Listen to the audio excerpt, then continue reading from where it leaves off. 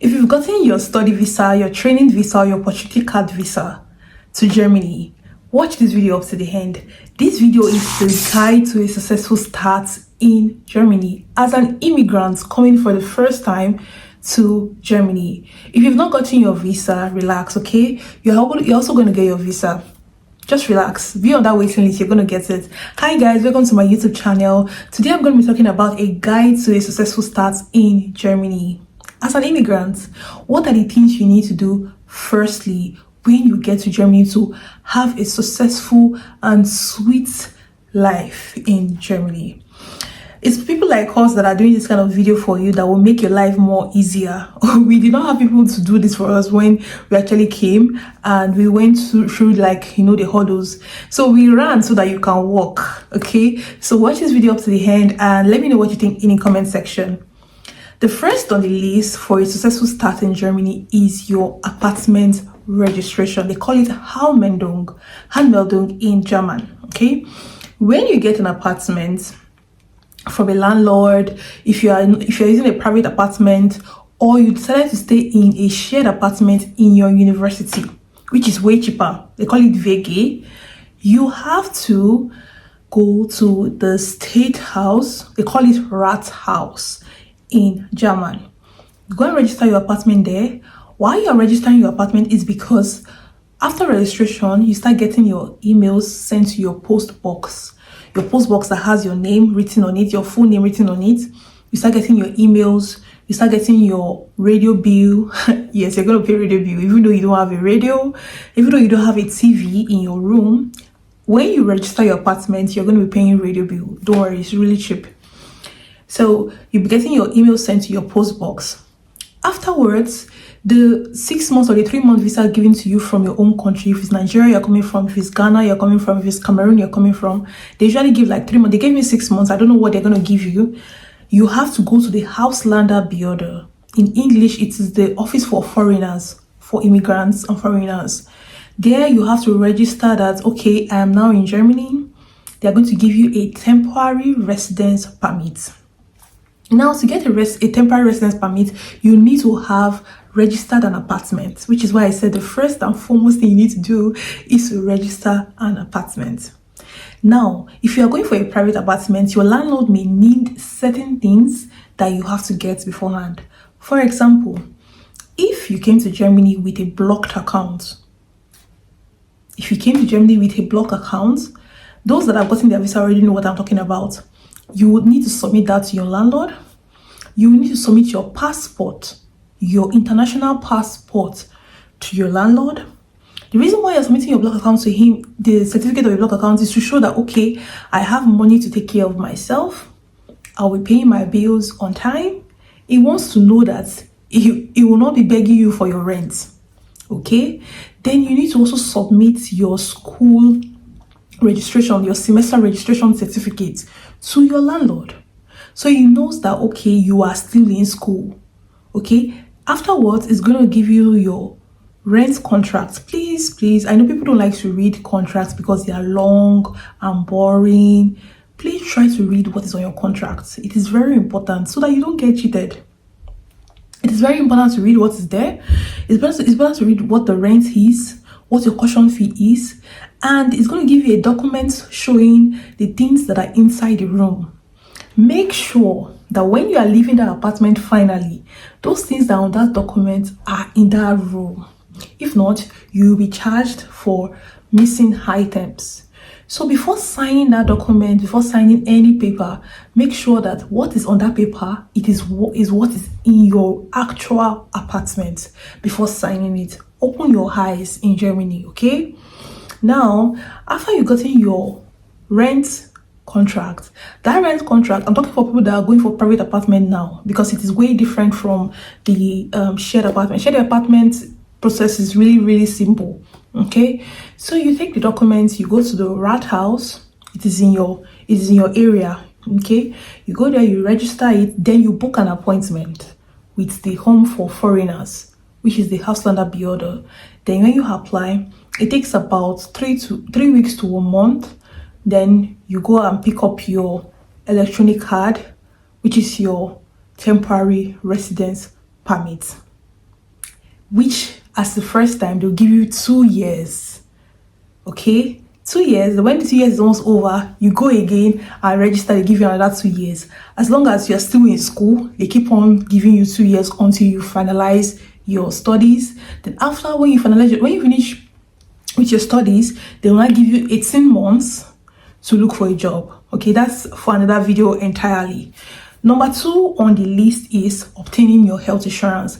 I know that before you leave Nigeria, you have to have health insurance. I don't know for other countries, but in Nigeria, before they even give you your visa, you have to show them that you have about at least 3 months insurance, 3 months health insurance for the purpose, for the start of your travel to when you actually now settle in Germany. You have to show them that you have health insurance. Okay, now I'm going to list 2 health insurance that I know that most foreigners use, and they are very good and very cheap. Okay, if you're under 30, you can use Techniker Krankenkasse, or AOK. These 2 are mostly used by foreigners, people coming from Nigeria, people from Ghana, Cameroon, wherever you're coming from. There are 2 good health insurance that are really good. And most universities are in connection. They call it Verbindung with Teker. Okay, like my university, they're in connection with Teker. They would even tell you, okay, this is what they're using. So you pay monthly. It is really very good for students that are just starting up their life in Germany. Now, this health insurance is so important, like really so important, that when you don't pay, if you don't pay for, like for an example now, if you don't pay for at least 6 months, you are going to be reported to the school. Now, hear me out. When you are being reported to the school and the school sends you a letter saying that, yes, so your insurance has reported us that you're not paying for your health insurance, you're owing, for example, a sum of 4,000 euro, and you don't respond, you can be extramatriculated.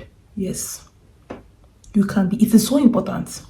It means that during your course of study, if anything happens to you, there's nothing to cover you. No coverage. You have no coverage in Germany. So public health insurance is very important. In fact, it is more important than that your temporary residence permit that you are holding.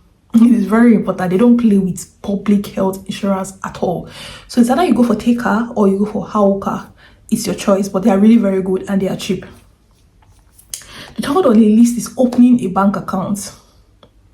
Now, for my family, people like me that use block accounting coming to Germany, when you get to Germany, you have to open an EU bank account. Most students go for Sparkasse because of their low fees, and it's really good for students. Most people go for Deutsche Bank. I don't know, you can go for any bank of your choice. I'm just talking based on my own personal experience, which has been good and has been flowing well. Okay, so you open a bank account, a EU bank account, then you go to your block account, you register that IBAN. They'll give you an IBAN, okay, and your SWIFT code. You register it inside your block account, then your block account app will verify that everything is good. After the verification, it's a lot of process. So that block account is not child's play. They will verify you, they will call you on video call to be sure that you are the one. So that's why it's a safe way of keeping money in a block account, because they do the verification process very well to avoid mistakes. They do it like step-by-step process to avoid mistakes. So they'll verify you, they'll call you on video call, they want to see your international passport. It's a very funny process. When I was doing my own, I was like, on top of my own money, it's me that put my money there. But to withdraw that money out, you guys, it wasn't a child's play. I went through different steps of verification before I could get my money from my block account. And I know they were only doing it to make sure that it's not the wrong person that they're going to pay that money out to. Okay? They wanted to be sure that it's not the wrong person that they're going to be paying that money out to, because you kept that money in their hands. So the process is very good. I really love I use Fintable, by the way. I use Fintable app for my block accounts, okay?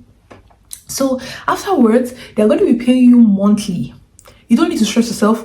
Every month and you just be seeing a lot, and the alert is coming from your block account. of 936 euro every month. So that block account, for me personally, I think that's the best process, or the best way you can use and come to Germany, because for the first 1 year, 6 months, you don't have to bother yourself by working. Okay, you are living based on your block account money. I don't know if you guys are getting me. Although if you know deep down you don't have the money to store in that block account, there are other ways you can use in coming to Germany, which is the sponsorship letter. Yeah, the sponsorship letter, that works also. But you don't have any money to fall back on when you come to Germany for the first time if you don't have a job. Okay, so yeah, so afterwards they start paying you monthly, and then yeah, they will use that your EU bank account to pay you monthly. So it's very important that you open it. And also that EU bank account, you're using it to pay your bills, your rent, your insurance, because they'll be debiting you directly for your insurance and other bills you have to pay, your internet and your radio bill.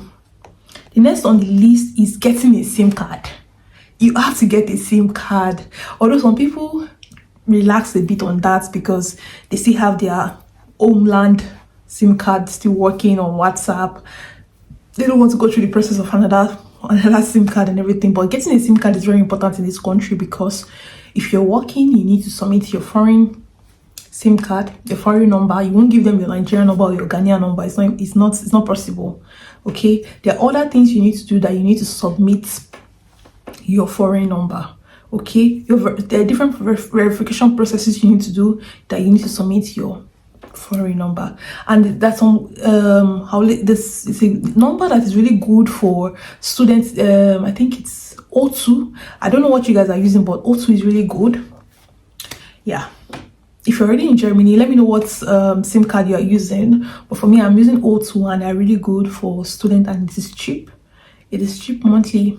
Like, the payments they remove from my account is very cheap monthly. Okay, the next on the list is how to learn the language. See, I can't do a YouTube video without putting this learning the language inside. I just can't, because at the end of the day, yeah, it might not really be as important as the things you need to do firstly when you first come to Germany.